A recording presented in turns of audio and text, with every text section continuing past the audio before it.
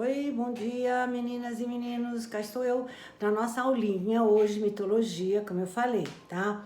Foram 5 aulas seguidas de história, né, da França, Louise, Revolução Francesa. Agora vamos dar uma relaxada, vamos ver.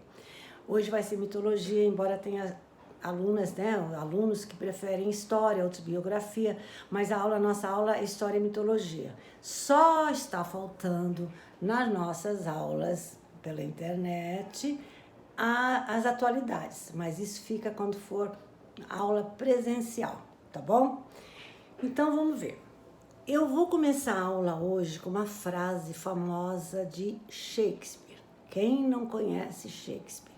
O maior poeta, dramaturgo da literatura inglesa, o maior escritor da língua inglesa. Fez tragédias, comédias, poesias. Nós até fizemos um livrinho, lembram? Sobre Shakespeare. Bom, com várias histórias, Hamlet, Macbeth, Romeu e Julieta, muitas.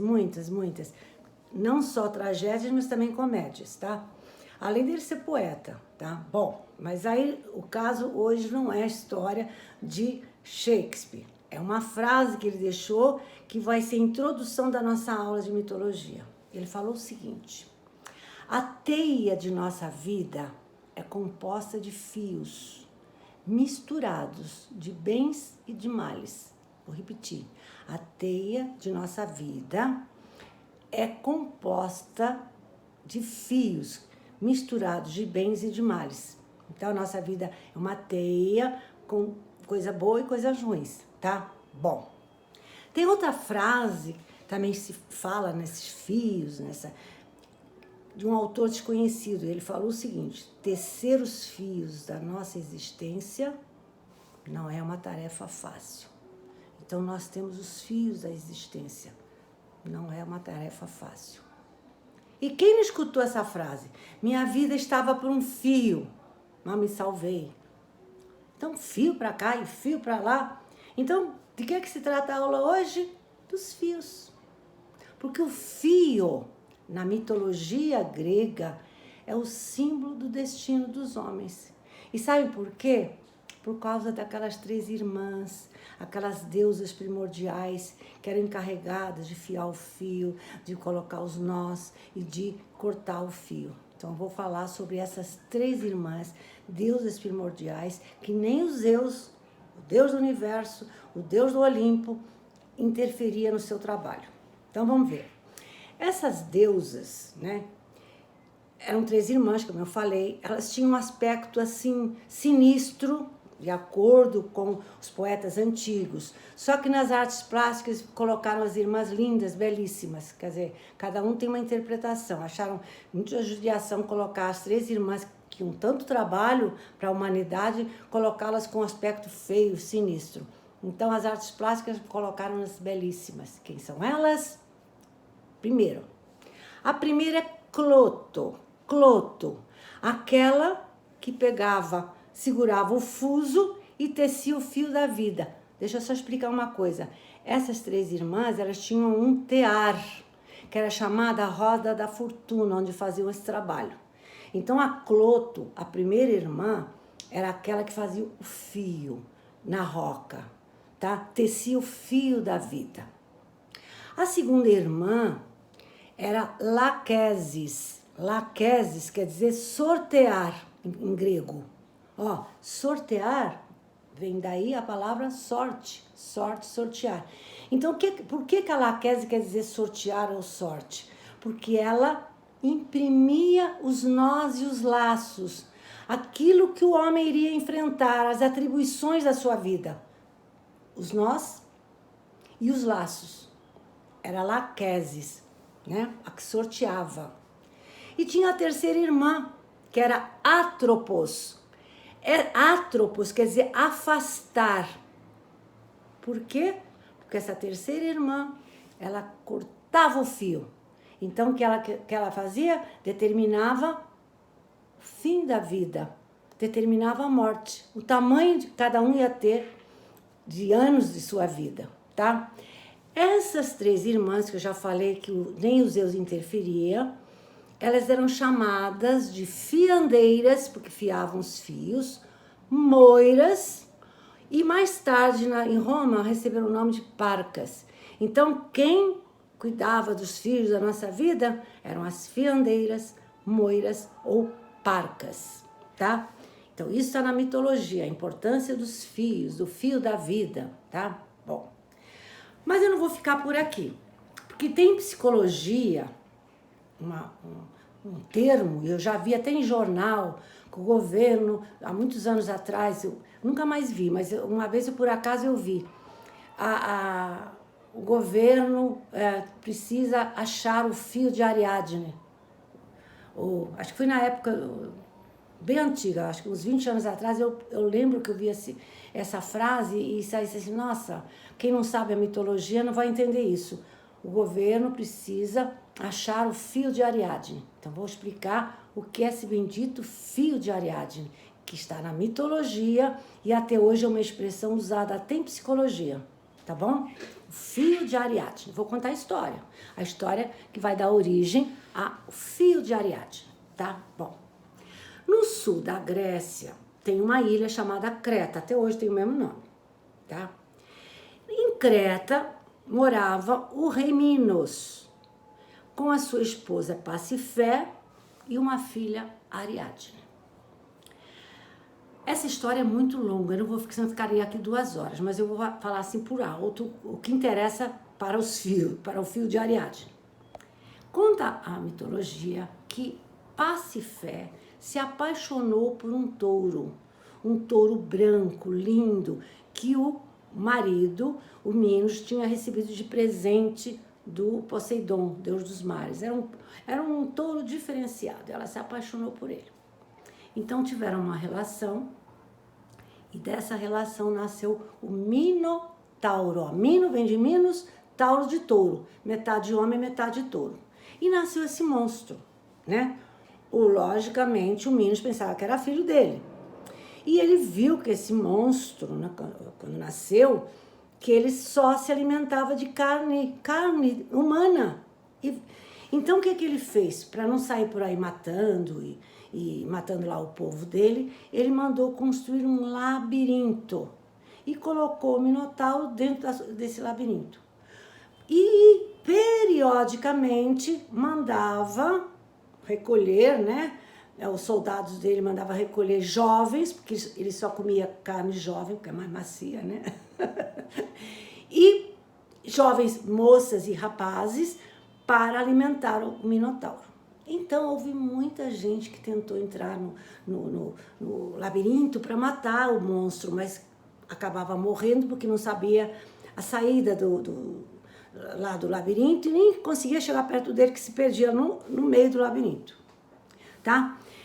Só uma parte, quem fez esse labirinto, a mando de Minos, foi Dédalo, pai de Ícaro. Depois eu conto a história dos dois, tá bom? Dédalo, que era um engenheiro, inventor, que estava ali fugido de Atenas, porque ele tinha matado o sobrinho, então teve uma sentença de morte, então ele foi para ali, para Creta, e ficou muito amigo de Minos, e então ele viu seu talento como engenheiro, como arquiteto, e fez muita coisa, vocês vão ver, inclusive o labirinto de Creta. Só que, como ele era jurado de morte na sua terra, e como ele fez o labirinto, ele era proibido de sair da ilha de Creta, estava ali como prisioneiro, junto com seu filho Ícaro. Mas isso é outra história, vamos ver lá, o Minotauro preso lá no labirinto de Creta, comendo carne humana, jovens, rapazes e moças servindo de alimento. Isso passou muito tempo, era a mesma coisa. Até que houve um jovem que era filho do rei Egeu, lá de Atenas, que via aquele sofrimento periódico, mãe chorando porque tinham que entregar os filhos, vendo filhos, jovens, sua vida cortada só para alimentar aquele monstro. E esse jovem chamava Teseu e falou: meu pai, filho do rei Egeu de Atenas, falou: meu pai, eu vou lá matar o Minotauro. Eu não aguento ver tanto sofrimento do nosso povo. Eu não aguento ver jovens sendo alimento daquele monstro. Eu vou lá matar o Minotauro, eu vou para Creta. Vou pegar os navios, vou pegar os marinheiros e vou lá conseguir. Eu tenho certeza que eu vou conseguir. O pai, o Egeu, o rei, botou as mãos na cabeça. Meu filho, pelo amor de Deus, não vá. Quantos jovens, quantos heróis entraram naquele labirinto e morreram. Ninguém consegue matar o Minotauro e ninguém consegue sair do labirinto. É impossível, é uma missão impossível. Isso é o nosso karma, isso é o nosso fardo. Ele falou assim, não, mas eu vou. Nem que eu seja a última coisa que eu faça. Então o pai viu que o filho não ardava a pé da sua ideia, implorou uma coisa. Olha, eu vou ficar na praia. Se você conseguir matar o Minotauro, coloca velas brancas no navio. E eu, ao longe, quando eu vi chegar os seus navios, se eu vi velas brancas, eu vou comemorar, já vou mandar fazer uma festa, um banquete para a sua chegada. Mas se você não conseguir matar o Minotauro, eu peço que você avise os marinheiros para colocar velas pretas, que assim, ao longe, eu já vou começar a chorar a sua morte. Tá bom, ficou combinado assim. E lá foi ele. Chegando em Creta, os seus marinheiros, ele por acaso encontrou Ariadne, a irmã de Minotauro, a filha de Minos e Pasífae. E os dois tiveram logo uma atração muito forte. E conversaram. E na conversa ele falou por que estava ali, que ele ia matar o Minotauro, porque não aguentava mais ver seu povo sofrer, mães sofrendo, jovens sofrendo para alimentar aquele monstro. E aí ela se identificou. Eu sou irmã dele, mas eu também não aguento ver isso. Eu também sofro com esse sofrimento. E eu vou te ajudar. Mesmo sendo meu irmão. Ele tem que pôr fim a esse sofrimento que eu vejo e não gosto e também sofro. Então, o que ela fez? Teve uma ideia, arrumou um novelo de linha, uns dizem lã, outros dizem linha, um novelo de linha, bem grande, e colocou na mão do Teseu. E falou, olha, você põe a ponta dessa linha na frente na entrada do labirinto e vai desenrolando e entrando lá no labirinto, não vai entrando, entra. Chegando lá, você mata, leva uma espada, deu uma espada para ele, mata o Minotauro e depois é só enrolar a linha e sair do labirinto. Com esse fio de Ariadne, você vai conseguir o seu intento. E assim foi. Conseguiu matar o Minotauro. Numa felicidade muito grande, agradeceu a Ariadne, os dois cada vez mais apaixonados, então ele resolveu levá-la para Atenas para ser sua rainha e sua esposa. E ela entrou no navio toda feliz. Acabou o sofrimento dos jovens para alimentar o Minotauro. Só que ele teve que parar seus navios na ilha de Naxos, porque naquela época os navios não aguentavam uma travessia tão longa. Então pararam na ilha de Naxos para abastecer os navios. Aí, sem mais nem menos, deu um sono na Ariadne, um sono, que ela foi debaixo de uma árvore e ficou dormindo, enquanto Teseu abastecia os navios. Só que enquanto ela estava dormindo, conta a mitologia que apareceu para Teseu a deusa Atena e falou, você vai seguir viagem, a Ariadne vai ficar aí. Ela não merece ser rainha e sua esposa. Como não merece? Ele falou. Ela me ajudou a acabar com aquele monstro. Ela foi a minha ajudante. Ela livrou meu povo. E ela falou assim, tudo bem, por mais razão que ela tenha no que fez, ela é uma fratricida. Segundo as leis universais do mundo dos mortos, na Grécia Antiga, quem era fratricida, matava os irmãos, patricida, matava os pais, ou matricida, matava as mães, não tinha perdão, tinha que sofrer muito para conseguir o perdão. Iria para o mundo dos mortos expiar esse castigo. E ela violou, segundo Atena, essa lei. Ela foi uma fratricida. Ele teve que obedecer a deusa. E muito triste, entrou no navio com seus homens, e seguiu viagem. Ela ficou lá dormindo. Depois eu vou dizer quando ela acordar. Ele estava tão triste, mas tão triste, lá jogado no convés, que nem lembrou do trato que fez com o pai. Então nem lembrou de falar com os marinheiros colocarem velas brancas. Então os marinheiros, por conta deles, botaram velas pretas. Então o pai, que estava na praia, o Egeu, ao longe, quando viu os navios chegarem de velas pretas, o que ele fez? Se jogou no mar.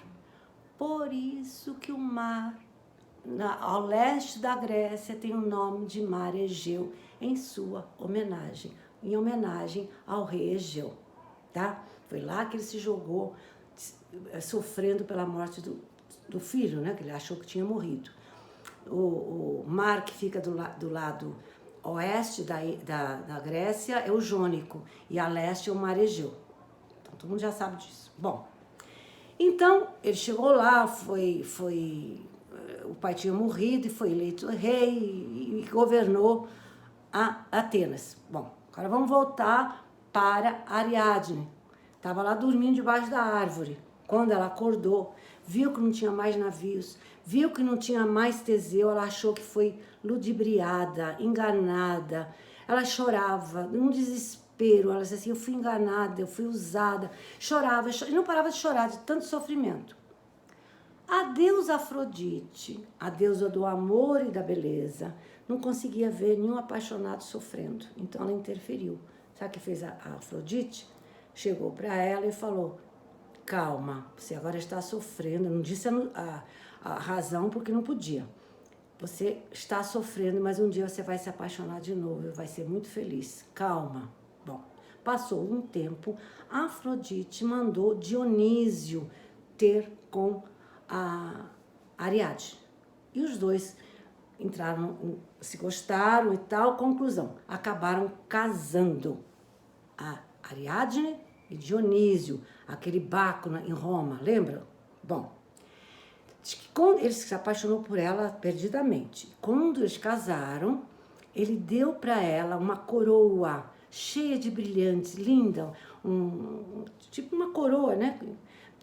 Cheia de brilhantes, linda, linda, linda, linda, de presente de casamento. E conta-se, quando ela morreu, muitos anos mais tarde, ele, em homenagem a Ariadne, colocou aquela coroa como uma constelação. Então, essa constelação existe, né, no nosso sistema solar, que se chama Coroa de Ariadne ou Corona Borealis. Corona Borealis. Sabem que coronavírus é um vírus que tem formato de uma coroa, por isso tem o nome de coronavírus. Corona é coroa, tá? Bom, então a história acabou aí. Só que, qual é a interpretação desse bendito fio de Ariadne? É uma expressão, já falei, fio de Ariadne, usado para descrever a resolução de um problema. Segundo a psicologia, quando nós temos um problema assim difícil de resolver, nós temos que enfrentar os nossos labirintos, tá? E usar um fio para nos conduzir e matar aquele ser que está nos provocando tanto sofrimento. É uma alegoria, uma metáfora, mas que tem muito sentido. Então, estou sofrendo, não adianta ficar sofrendo, estou sofrendo. Não, vamos ver. Vou enfrentar meus labirintos, vou enfrentar o monstro que está causando meu sofrimento e mato na minha cabeça esse problema, mas eu tenho que usar um fio. O que é o fio? É a razão, discernimento, talvez uma ajuda psicológica para a gente conseguir resolver esse sofrimento. Então, o fio de Ariadne é a resolução de um problema, tá? Tá, às vezes parecendo indissolúvel, mas se eu tivesse fio e essa determinação, eu enfrento eu enfrento o labirinto e enfrento o monstro que está provocando esse meu sofrimento. Gente, isso é sentido figurado, ninguém vai matar ninguém, pelo amor de Deus. Bom, mas voltando, lembra que eu falei que quem fez a construção do labirinto foi o Dédalo, que era o pai do Ícaro? O Ícaro é aquele ser que está cheio de estátuas no mundo inteiro, o símbolo da aviação, o primeiro homem que voou, um jovem com asas. Então, esse Dédalo, como eu falei, ele morava lá em Creta, fugido de Atenas, jurado de morte de Atenas, e aí ele ficou lá como escravo do Minos, e fez o labirinto, tá? Só que ele tava doido para sair dali. Tava doido. Eu tenho que sair daqui, eu tenho que sair daqui. Mas era uma ilha, como é que ele ia sair? Só voando. Porque ele jamais poderia pegar um barco, que a ilha era completamente... tomavam conta os policiais, os guardas, né, do Minos. Então, o que ele fez? Começou a colecionar penas de aves, penas de pássaros. Começou a observar o voo dos pássaros. Começou a fazer cera.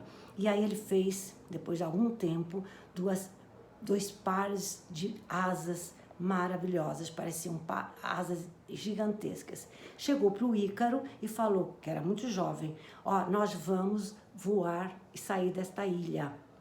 Nós vamos amarrar e vai fazer igual os voos. Ela fez um treinamento com o filho, só que tem uma coisa, você tem que ir perto de mim, não pode subir demais, porque as penas, elas estão presas por cera. E se o sol, né, as derreter, se você subir muito, o sol pode as derreter e você cai. Mas ele entrou por aqui, saiu por aqui.